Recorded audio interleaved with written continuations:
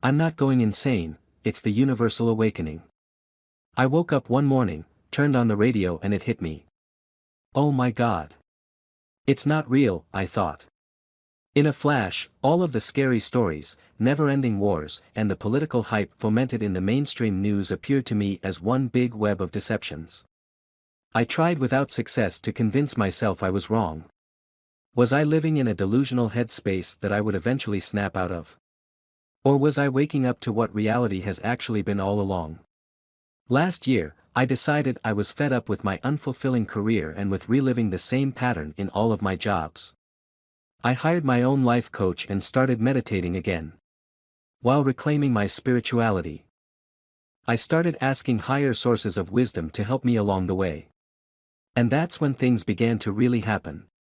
Road signs would jump into my line of sight with messages that seemed to be speaking right to me.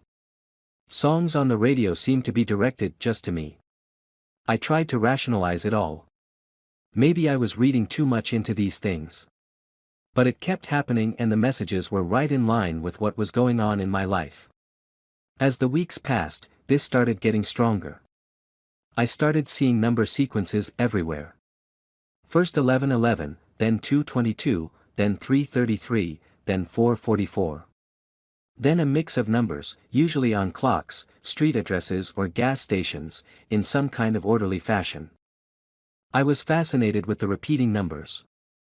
Through numerology, I learned that number patterns can be messages from the divine, or angel numbers, thanks to Doreen Virtue. Right now these numbers are being seen by people everywhere, especially 1111. I have learned that this is the universe trying to get our attention.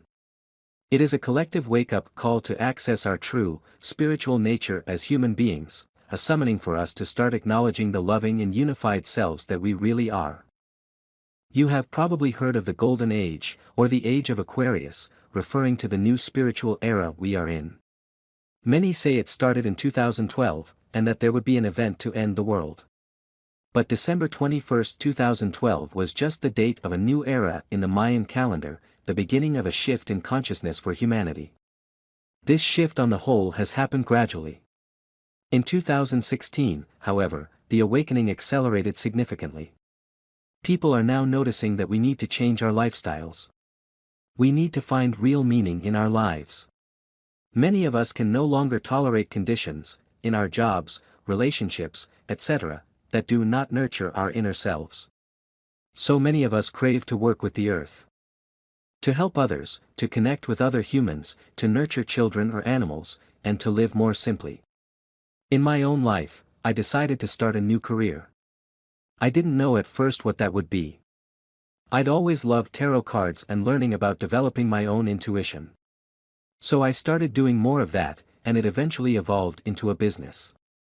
Once I started following what my soul really longed for, mysterious coincidences, also known as synchronicities, grew more frequent. I would be looking for something I had misplaced and it would just show up right in front of me, as if someone had secretly left it for me there. I would be thinking about calling someone and my phone would ring at that instant with that person on the line. I knew part of this was about intuition, or the sixth sense we all have. Maybe I wasn't crazy. Maybe I had just been oblivious to the magnitude of human divine energetic potential. I had been subconsciously keeping my higher self, the part of us connected to universal love, dormant for years. I had been blocking so much from unfolding in my own life with my negative emotions of worry, mostly about money, and doubt, mostly of my own abilities. It finally all started making sense. I had always been intrigued by what spiritual books had always taught me. But I never really understood what they were talking about until now. Concepts like we are all connected started to click. Now I really got it, we are literally all connected by energy. And our thoughts and emotions affect our daily reality. Your negative emotional state emits some kind of frequency in the universe that can affect my energetic body. And my positive emotion can lift you up in kind. This is also known as a resonance, explained better by Greg Braden, author of The Divine Matrix, Bridging Time, Space, Miracles, and Belief. And positive emotions, such as the bliss produced in meditation, have even been shown to reduce crime rates, like a water droplet jiggling an entire spider web, I started to understand how I could actually transform my life by focusing on what I believed was best for myself and my soul, through my thoughts and emotional state. So I started trying it out on something bigger. In 2015, my husband and I were having another baby and our tiny house wasn't going to fit 4 people.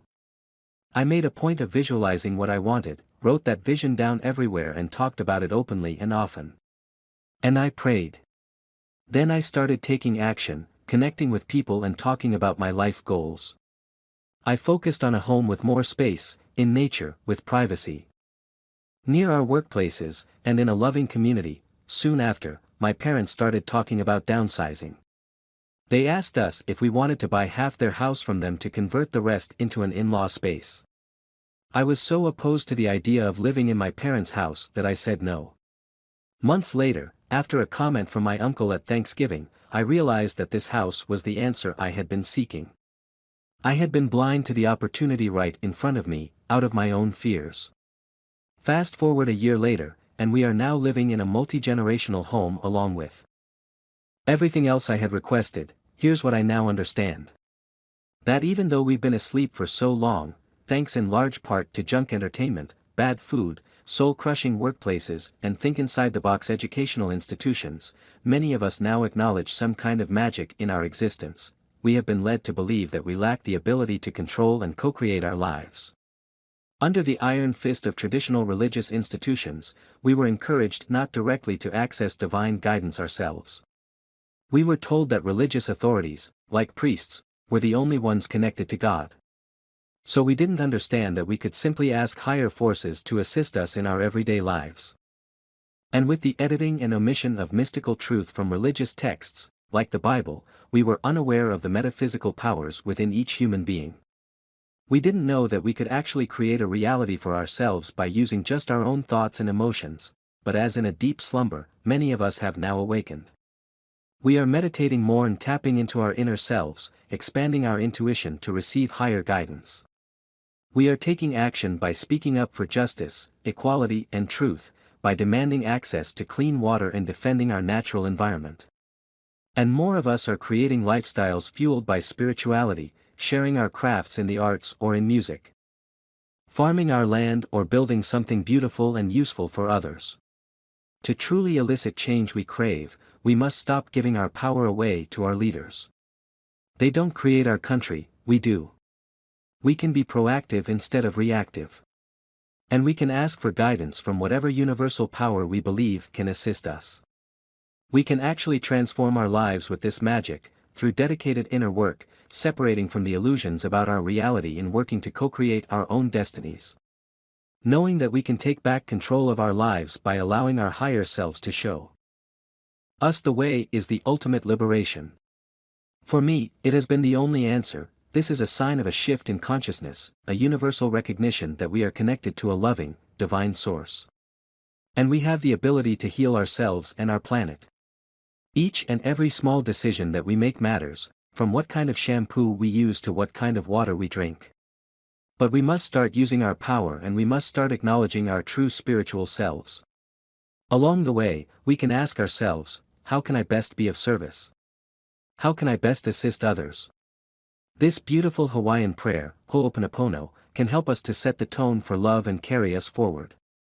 An ancient Hawaiian practice of reconciliation and healing. It essentially means, I'm sorry. Please forgive me. Thank you.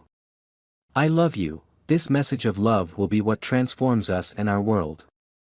About the author, a spiritual seeker, practitioner and teacher, Rachel Horton White supports those searching for purpose and fulfillment in their lives through Soulful Work Intuitive Consulting.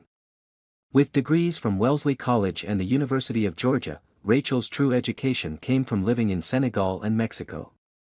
Rachel is an amateur dream analyzer, pianist, traveler, outdoor enthusiast, tarot reader, yogi and writer. She is a wife and mother gratefully living near Portland, Maine.